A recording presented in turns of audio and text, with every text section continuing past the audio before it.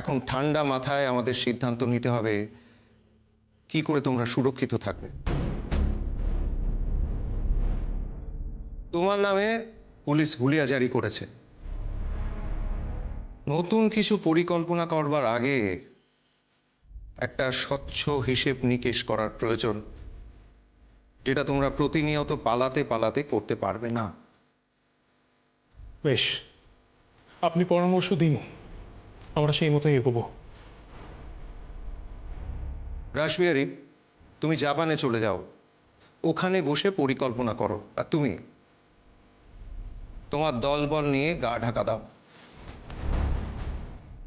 পরিস্থিতি স্বাভাবিক হয়ে আসলে নতুন করে শুরু করা যাবে। কিন্তু কিন্তু এইভাবে চারিদিকে নিস্তব্ধতা নেমে এলে সমস্ত দেশবাসীরা আবার হতাশ হয়ে পড়বে। আবার নতুন করে স্বদেশী ভাইদের জাগিয়ে তুলতে হবে, যা কিনা শূন্য থেকে শুরু করার মতো হবে। দরকার হলে তাই করতে হবে। আমাদের দেশের সম্পদ আমাদের মানুষ। এই লড়াই লড়তে লড়তে যদি মানুষই মরে যায়, তাহলে তো যোদ্ধা কমে যাবে যতীন। তাই সবার আগে আমাদের নিজেদের প্রাণ রক্ষা করতে হবে।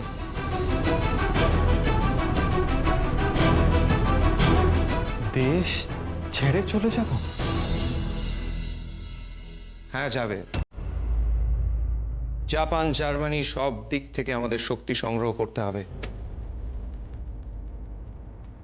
দেশের বাইরে থেকে আক্রমণ আর দেশের ভেতরে অভ্যুত্থান। ব্রিটিশরা পালাতে বাধ্য হবে। কিন্তু জাপান যেতে হলে আমাকে পুলিশের দপ্তরে যেতে হবে, সেখানে কাগজপত্র তৈরি করতে, অনেক কাজ।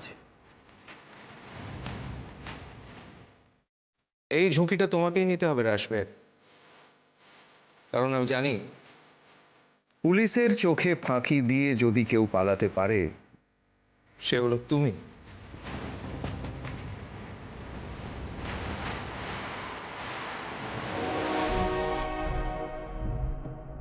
তোমার ওপরই ভরসা রাসবিহারী।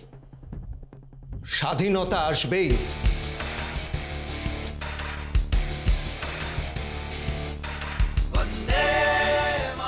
জয় হোক।